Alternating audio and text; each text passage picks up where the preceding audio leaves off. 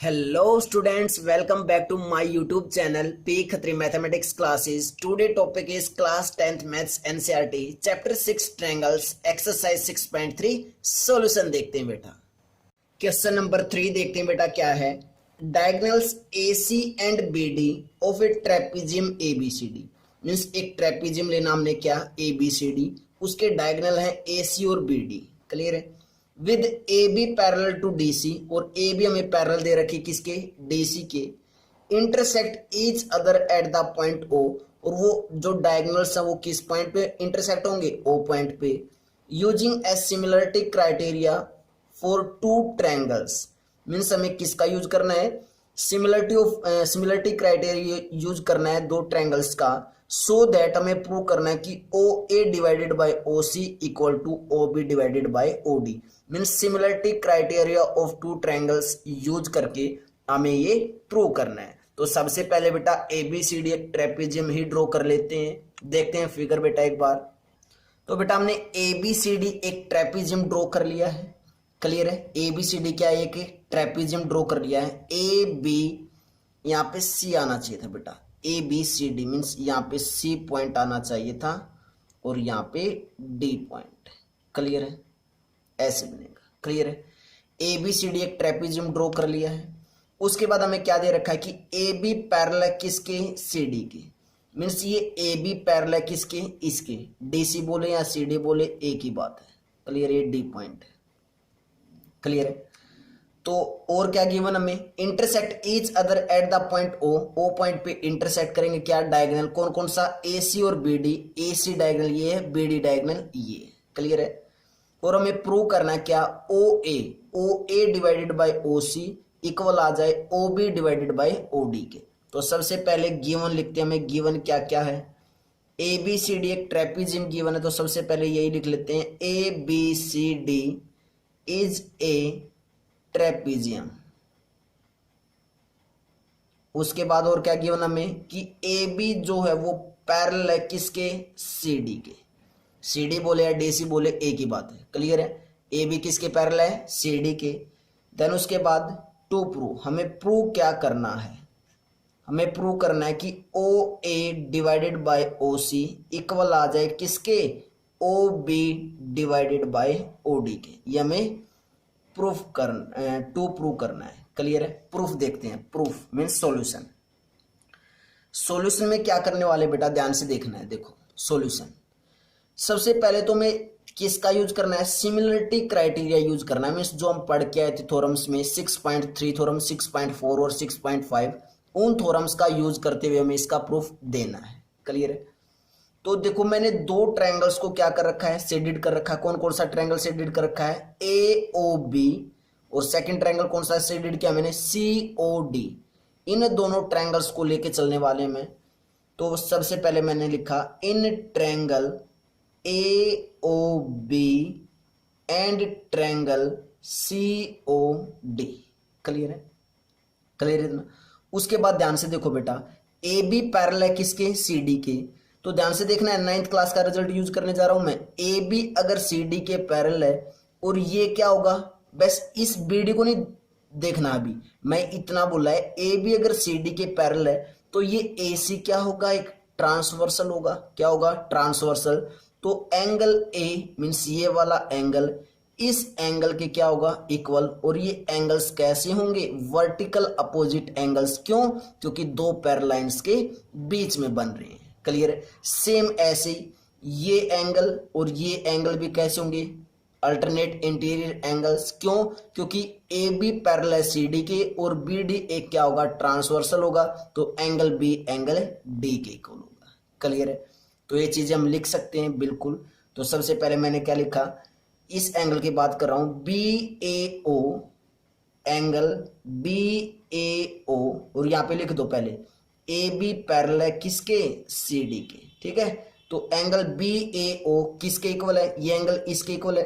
तो इस एंगल को हम कैसे लिख सकते हैं डी सी ओ लिख सकते हैं।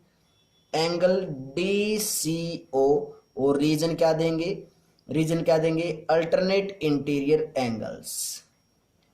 Alternate interior angles. क्यों? क्योंकि ए बी पैरेलल है किसके? सी डी के, इसलिए कैसे एंगल हुए? ये अल्टरनेट इंटीरियर एंगल्स हुए।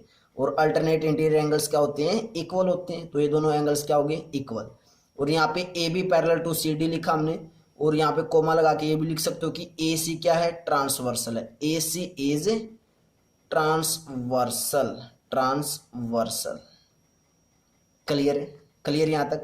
उसके बाद सेम इन दोनों एंगल्स को भी इक्वल लिख सकते हैं। सेम क्या लिखने वाले हैं यहाँ पे भी रीजन कि ए बी पैरेलल है सी डी के, और ट्रांसवर्सल कौन सा कहलाएगा अब की बार? B D. तो B D is a transversal, B D is a transversal. तो हमारा एंगल, ये एंगल इसके इक्वल होगा। तो मैं इस एंगल को कैसे लिख सकता हूं? इसको चेक करो बेटा, इस एंगल को कैसे लिखने वाले हैं? एंगल कौन सा? देखो ध्यान से, दिस एंगल इसके इक्वल है, ये एंगल इसके इक्वल है। तो इस एंगल को मैं लिख सकता हूं ए बी ओ। क्या लिखूंगा? Angle A B O equal होगा इसके। और इस एंगल को कैसे लिखा मैंने? C D O, angle C D O. और साथ में reason alternate interior angles, alternate interior angles. Clear है? तो ये दोनों एंगल्स भी क्या हो चुके हैं? इक्वल। अब ध्यान से देखो बेटा, ट्रायंगल ए ओ बी और ट्रायंगल सी ओ डी में हमने दो एंगल्स क्या दिखा दिए? इक्वल दिखा दिए। दोनों ट्रायंगल्स के दो दो एंगल क्या दिखा दिए? इक्वल। और एक थ्योरम करके आए थे 6.3 थ्योरम, वहां पे मैंने बोला था अगर किन्हीं भी दो ट्रायंगल्स की दो एंगल्स हमने इक्वल दिखा दें तो इट मीन्स वो दोनों ट्रायंगल्स कैसे होंगे? सिमिलर। क्यों? क्योंकि थर्ड एंगल तो ऑटोमेटिक क्या होने वाला है? इक्वल। क्यों? अगर दो एंगल्स इक्वल है तो थर्ड एंगल अपने आप ऑटोमेटिक इक्वल हो जाएगा। क्यों बेटा? यहां से ये भी बोल सकते हैं कि ए बी अगर सी डी के पैरेलल है तो ये एंगल्स कैसे होंगे? वर्टिकल अपोजिट एंगल्स होंगे। और वर्टिकल अपोजिट एंगल कैसे होते हैं? इक्वल होते हैं। या फिर मान लो ये 50 है, ये 60 है, तो ऑब्वियसली कोई ना कोई एंगल आने वाला है 50 और 60, 180 में से माइनस कर देंगे। सेम ऐसे ये क्या होगा? 50 होगा, ये 60 होगा। तो जब 180 में से इन दोनों एंगल्स को माइनस करेंगे तो ये भी एक एंगल आएगा। तो ये ऑटोमेटिक क्या होने वाले हैं? इक्वल। तो जब भी दो ट्रायंगल्स को हमें सिमिलर प्रूव करना है तो उन दोनों ट्रायंगल्स के अगर दो एंगल भी हमने इक्वल दिखा दिए तो दोनों ट्रायंगल्स कैसे हो जाएंगे? सिमिलर हो जाएंगे। क्लियर है? और हमने दो एंगल्स क्या दिखा दिए? इक्वल दिखा दिए। तो मैं यहां से क्या लिख दूंगा कि ट्रायंगल कौन सा? ए ओ बी सिमिलर होगा किसके? ध्यान से देखना कैसे, सेकंड ट्रायंगल कैसे लिखना वो ध्यान से देखना। कैसे? देखो, एंगल ए मैंने स्टार्टिंग में लिया, ए साइड मैंने पहले लिए, उसके बाद बी लिए। एंगल ए किसके इक्वल था? एंगल सी के। तो पहले क्या आएगा? सी ही आएगा। उसके बाद मैं किस पे गया? ओ पे गया, ए से ओ पे गया। और एंगल ओ इस एंगल के इक्वल है तो सी से भी कहां पे जाऊंगा? ओ पे, सी ओ। और उसके बाद लास्ट में एंगल कौन सा लिखा? पहले ट्रायंगल में बी, बी एंगल किसके इक्वल है? डी के इक्वल है। तो लास्ट में क्या आएगा? डी आएगा। ऐसे लिखने हैं। क्लियर है? तो ये दोनों ट्रायंगल्स क्या हो गए? Similar by angle similarity criteria, angle similarity criteria से। क्लियर है? और दोनों ही ट्रायंगल अगर सिमिलर हैं बेटा तो जब भी दो ट्रायंगल सिमिलर होते हैं तो उसके कोरस्पोंडिंग एंगल्स और कोरस्पोंडिंग साइड्स की रेशियोज क्या होती है? इक्वल होती है। ये काम हम बेटा बिल्कुल कर चुके हैं और बहुत बार कर चुके हैं। और उसके बाद हमें जो प्रूव करना है उस पर ध्यान जरूर रखना है। हमें प्रूव क्या करना है?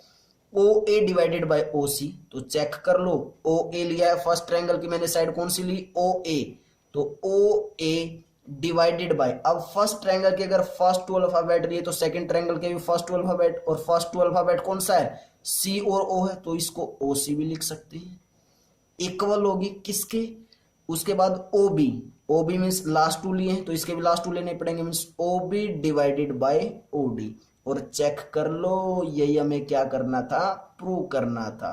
Hence prove, hence prove. Clear है बेटा? बहुत अच्छा क्वेश्चन है, प्यारा क्वेश्चन है बहुत। क्लियर है? नेक्स्ट क्वेश्चन करते हैं, question number 4। Before that pause the video, note it down. Bye bye students.